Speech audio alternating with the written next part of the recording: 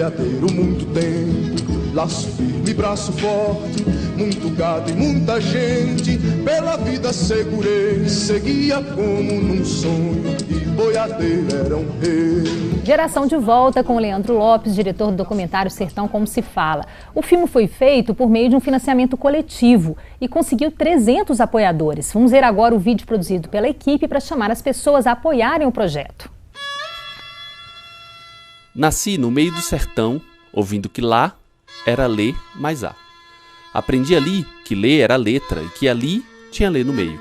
Tudo isso por causa do ABC do sertão. Depois de grande, mudei de cidade, depois de estado, e conheci outros jeitos de falar o abecedário. Agora nós, do Coletivo Adiante, queremos entender o que isso diz de nós e dos nossos Brasis.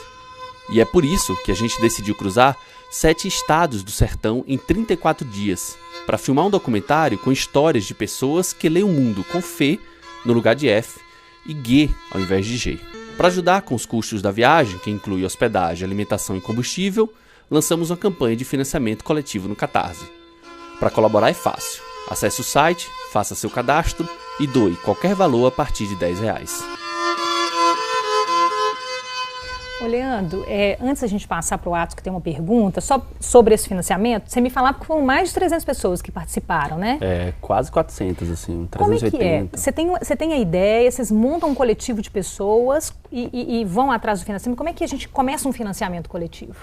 Durante muito tempo a gente queria realizar esse projeto e a gente precisava de ter algum apoio financeiro para isso. Assim, os financiamentos coletivos, eles funcionam para você conquistar o coração de outras pessoas que acreditam também naquele projeto, assim como você. Uhum.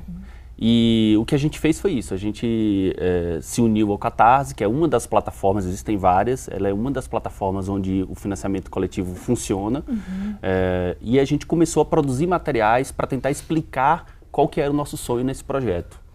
E é incrível, assim, porque... As pessoas vão doando, cada um doa um pouquinho, gente do Brasil todo, de repente as pessoas começam a querer e começam a acreditar nesse projeto, assim. Então tem uma coisa muito incrível no financiamento coletivo, que é, você faz o financiamento coletivo para você conseguir verba para produzir o que você sonha, o que você acredita e tal. Mas no final das contas é o que menos importa. Porque o que mais passa a ser interessante e importante é a sua interação com esse público que passa a acreditar no seu projeto também. Assim. E você se sente pertencedor do projeto, né? Total, e você começa a se sentir responsável. Então eu lembro que a gente viajava e eu ficava pensando, gente, e aquelas 380 pessoas que apoiou o projeto, assim, de que modo que eles veriam esse filme, né? Porque um processo de construção de um documentário, ele começa de um jeito, no meio do caminho vira outro e no final é outro. Mas vocês esperaram ter o dinheiro todo para viajar? Como é que foi? Não, a gente sabia que o processo da viagem ia ser importante para que o financiamento acontecesse de uma forma ainda mais impactante, né? Então a gente montou um prazo onde a gente pegava toda a pré-produção da viagem e uma boa parte da viagem também, assim, talvez metade da viagem a gente fez ainda produzindo conteúdos para mobilizar pessoas a participar do projeto também. E conseguiram pagar tudo? A ideia desde o início foi pagar uma parte do projeto, né? Porque como era um projeto longo, muita gente envolvida, né? A gente tinha 34 dias de estrada pela frente, 8 pessoas, enfim, a gente sabia que o custo era muito alto. Então o que a gente fez foi abrir a planilha e mostrar aqui, gente, com o financiamento coletivo a gente vai pagar a viagem, que são os custos de combustível, de hospedagem, da equipe, enfim, foi isso que a gente conseguiu fazer. E tinha uma coisa muito legal no processo, assim, a gente ofereceu como recompensa, isso é muito importante nos financiamentos coletivos, né? As pessoas elas querem ter alguma recompensa com aquilo e tal. Um processo onde algumas pessoas acompanhavam a gente como caroneiros. Então, ao longo da viagem, a gente enviava cartões postais para algumas pessoas que apoiaram o projeto. Assim. Legal, né? E era muito bonito a gente fazer isso, escrever os cartões postais, ir no correiozinho da cidadezinha lá do interior do Piauí para postar um cartão postal, era lindo. Essa ideia de financiamento é legal para vocês que tiverem algum projeto aí, não tem dinheiro para viabilizar, né?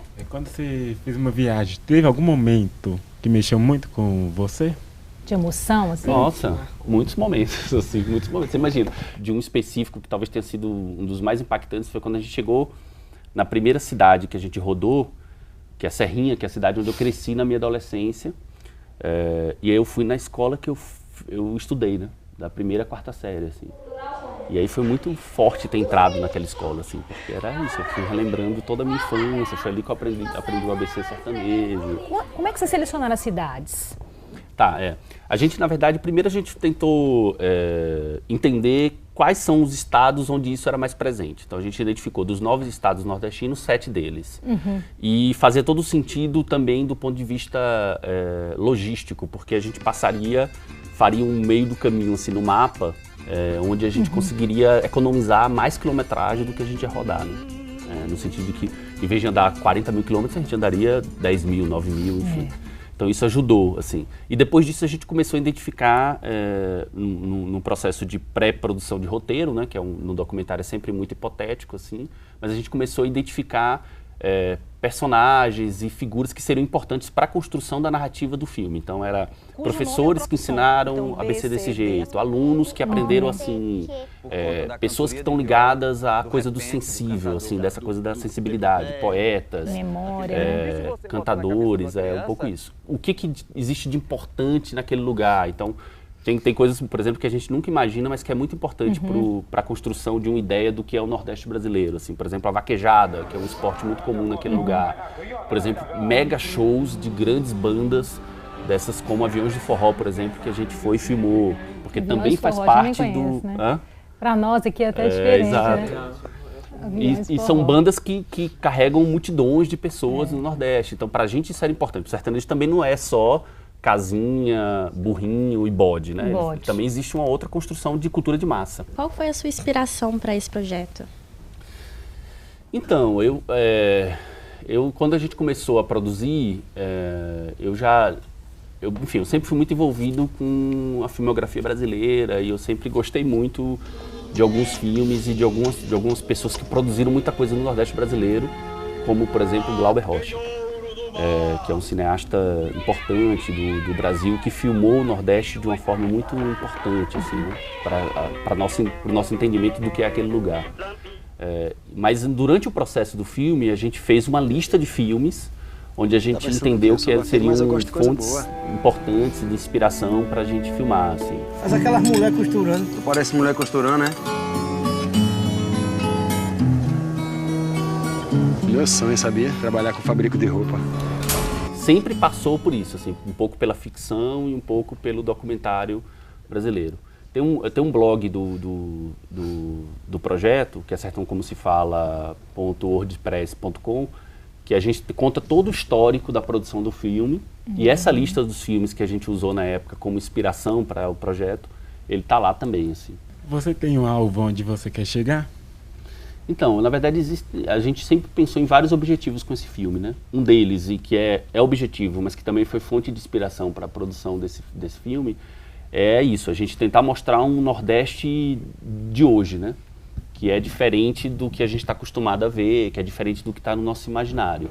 Isso é muito bom, porque quando a gente participou de um festival de cinema em Salvador, né? Foi a primeira exibição pública assim, do filme, a gente recebeu um e-mail, e o elogio era exatamente sobre isso, assim, nossa...